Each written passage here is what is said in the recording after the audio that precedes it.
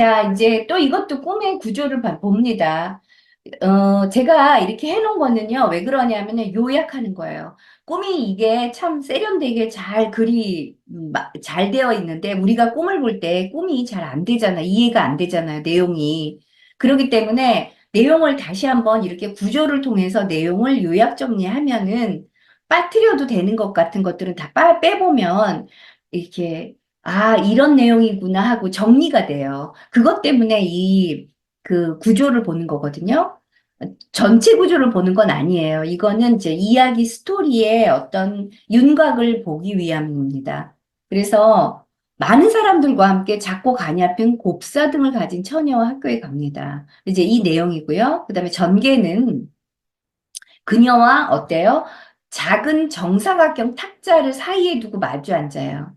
그 다음에 반전은 뭐예요? 그녀로부터 성악 교습을 받습니다. 그 다음에 그러다가 내가 그녀에게 연민을 느껴서 이제 그 입을 맞추는 거죠. 우리 그 영화 같은 데 보면은 가정교사하고 이제 그 가정교습을 받는 그 학생하고에서 저기 에로스가 생겨나는 그런 거 되게 많잖아요. 이제 그런 것도 생각할 수 있죠. 그게 뭐 꼭 요즘 현대 영화에만 나오는 게 아니라 옛날 옛날에도 다 이랬었던 거죠. 그쵸? 그 다음에 용해는 나는 이 짓이 용서받을 것이라고 하더라도 내 약혼자한테는 성실하지 못하다라는 것을 알고 있다. 이제 이 이야기입니다. 이게 심리학적인 해석은 어떤 거냐? 이제 요거를 좀 보자고요. 자, 꿈에 나타난 이미지, 곱사등 처녀, 학교, 정상학경 탁자, 그 다음에 성악교수, 그 다음에 또 한 가지가 뭐죠? 예. 입맞춤, 약혼자, 이제 요런 내용을 가지고서 제가 풀어요. 이제 봅시다. 곱사등 처녀라는 건 작고 가냘프다. 이 얘기는 뭐예요? 연약하다는 얘기죠. 그죠? 연약한 아니마다. 이 얘기예요. 근데 그녀가 곱사등이에요. 곱추란 얘기죠. 예, 그래서 곱추처녀의 모습을 볼 때 우리가 진짜 곱추로 상상하지 마시고요. 곱추를 보면 키가 작을 거 아니에요. 그쵸? 난쟁이 같은 그런 인격이다. 우리가 동화 속에서 가장 많이 등장하는 인격들 중에 하나가 난쟁이잖아요. 그쵸? 백설공주와 일곱 난쟁이. 이런 것처럼. 그러면 거기서의 이 난쟁이가 어떤 역할을 해요? 굉장히 어떤 인간을 넘어서는 힘을 가지고 있잖아요. 그래서 악한 그 마녀가 나타날 때마다 누가 도와줘요? 항상 난쟁이가 백설공주 구해주잖아요. 그 꼭 살려낸단 말이에요. 이런 것. 그래서 여기서의 곱추처녀의 모습이라고 해서 진짜 곱추처녀로 보실 게 아니라 우리는 이걸 가지고서 확충을 할 필요가 있다. 그래서 이제 이 어쩌면은 이 처녀의 안내를 받으면서 학교를 갔는지도 몰라요. 이 남성이. 그리고 모두가 다 학교에 간다. 그러면 자, 여기서 이제 남자인데요. 선생님들 대체적으로 꿈에 이렇게 학교가 등장을 한다. 그러면 학교가 한다라는 거는 어떤 것을 의미하냐면 지성을 추구하는 곳이에요. 학교는. 그래서 이 학교가 모든 사람들도 다 가고, 그 다음에 여기서의 이제 곱주처녀는 약간의 어떤 쉽게 얘기하면 미분화된 인격이죠. 분화가 덜 된 인격이죠. 그쵸? 예. 제대로 다 성인처럼 자라지 못했다는 건 제대로 이루어지지 않은 걸 말하기 때문에 미분화된 인격이다 이렇게 표현하고요. 현실적인 언어로 쓰자면은 뭐예요? 장애인과 비장애인들이 다 같이 학교에 간다. 이렇게 보는 거죠. 그죠? 예, 이걸 다 포함하고 있습니다. 예. 그리고 학교라는 곳은 지성을 추구하는 곳이다. 그런데 뭐 모든 사람들이 다 갈 수 있는 학교다라는 얘기는 뭐예요? 수용적이다. 이 얘기예요. 누구나 다 갈 수 있는 그런 학교. 그러니까 지성에 대한 호기심만 있다면 다 갈 수 있는 그런 곳인 거죠. 그리고 학교는 집단적 차원에서의 어떤 공간, 지성의 공간. 그다음에 여기서 이제 또 우리가 주의 깊게 봐야 되는 건 성악 교습을 한다라는 거는 정서적인 측면, 아까 이제 선생님도 말씀하셨듯이 정서적인 측면을 키우기 위해서 이 남성이 가야 되는 거예요. 그죠? 그러니까 이 남성이 왜 학교를 가? 학교에 가는 이유가 무엇일까를, 그러니까 학교에 가는 목적이 뭔가를 여러분들이 보셔야 돼요. 꿈에서 등장을 할 때. 그러면, 아, 그 학교에서 무엇을 하기 위해 가지? 성악 교습을 하기 위해서, 성악 연습을 하기 위해서 간다라는 측면은 우리가 노는 거, 놀이, 그 다음에 노래, 춤, 그쵸? 운동, 이런 것들은 다 정서적인 측면하고 관련이 돼 있어요. 예. 그래서 감성적인 능력을 이제 전수받기 위해서 누구한테? 곱사등 처녀한테. 그러니까 이 내가 볼 때는 연약하고 별 볼 일 없고 힘도 없는 것 같은 그 여성한테 내가 무언가를 배워야 된다라는 거죠. 예. 그리고 또 다른 측면으로 보자면, 자, 우리 여성의 어떤 정서적인 능력은 어떤 거예요? 관계 능력이에요. 그쵸? 남성이 따라올 수 없는 그 여성의 어떤 관계 능력은 탁월해요. 그래서 남성들은 그것을 좋아해요. 그죠? 그러니까 여러분들이 내가 갖고 있는 능력을 최대한 활용하고 이제 키워나갈 필요가 있는 거예요. 어떤 능력이라도. 그러니까 남성하고 경쟁을 할 때 남성의 어떤 지성과 경쟁을 하잖아요. 그러면 여자들은 처참하게 무너져요. 남성들이 짓밟으면 여성은 게임이 안 돼요. 사회가 굉장히 많이 그런 것을 우리는 사회 속에서 보잖아요. 그죠? 그렇기 때문에 우리 여성은 어때야 돼요? 남성하고 대결할 때는 그저 뭘로 대결해야 돼요? 나의 뛰어난 능력, 외모, 아니면 감성, 뭐 이런 걸로 남성을 녹여야 돼요. 그쵸? 이걸 보여주는 거예요. 그러니까 결국 감성적인 어떤 능력은 혼자가 아닌 관계를 통해서 습득하는데 남성들이 이게 좀 투박하단 말이죠.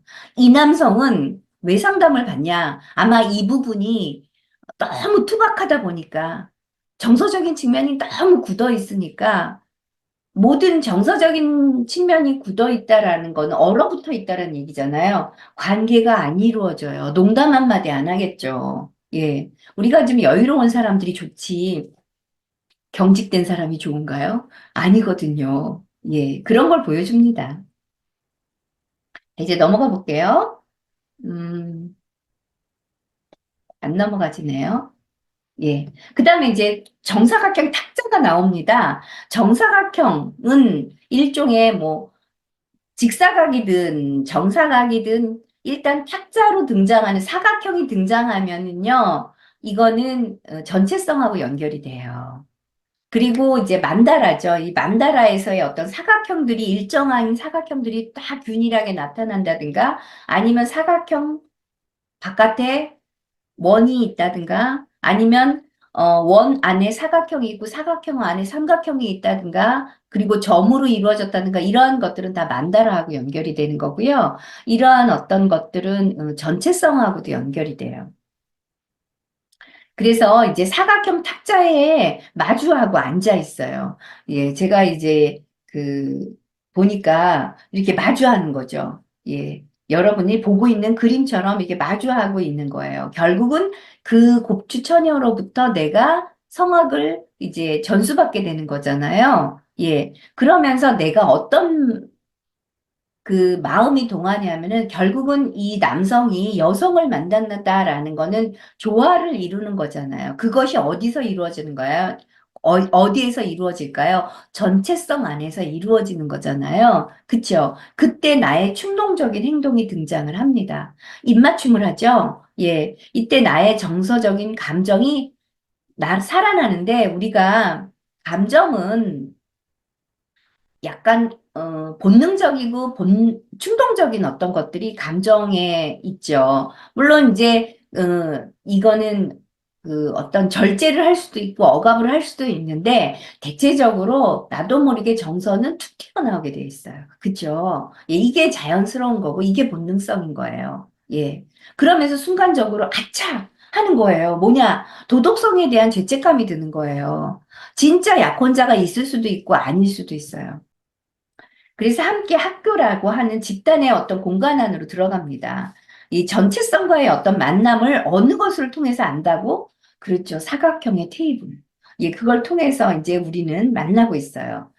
학교는 지성의 장소일 뿐만 아니라 정서적인 측면도 배우기 위한 장소가 드러나는 거죠. 이 학교는. 예, 모든 것을 다 수용하는 그런 학교다. 어떤 측면에서는, 이제, 뭐, 교회, 그 다음에 성, 집, 이런 것도 다 모성의 영역이잖아요. 이게 모성이에요. 예, 그래서 무의식의 어떤 중심으로 들어와 있는데, 무의식이라는 건 결국은 모성의 영역이에요. 그것을 여러분들이 이제 열어놓을 필요가 있다. 그래서 꿈자가 정사각형의 어떤 테이블에서 처녀와 마주한다라는 건 전체성 앞에 놓여 있다는 거죠. 그리고 내면 인격인 아니마의 관계를 통해서 감정이 뭐예요? 드러나게 됨을 보여주는 거예요. 그러니까 아주 구체적인 감정이 드러나는 거잖아요. 입맞춤을 쪽 했다라는 거는 그렇잖아요. 그래서 의식과 무의식의 관계가 맺어짐을 보여줘요.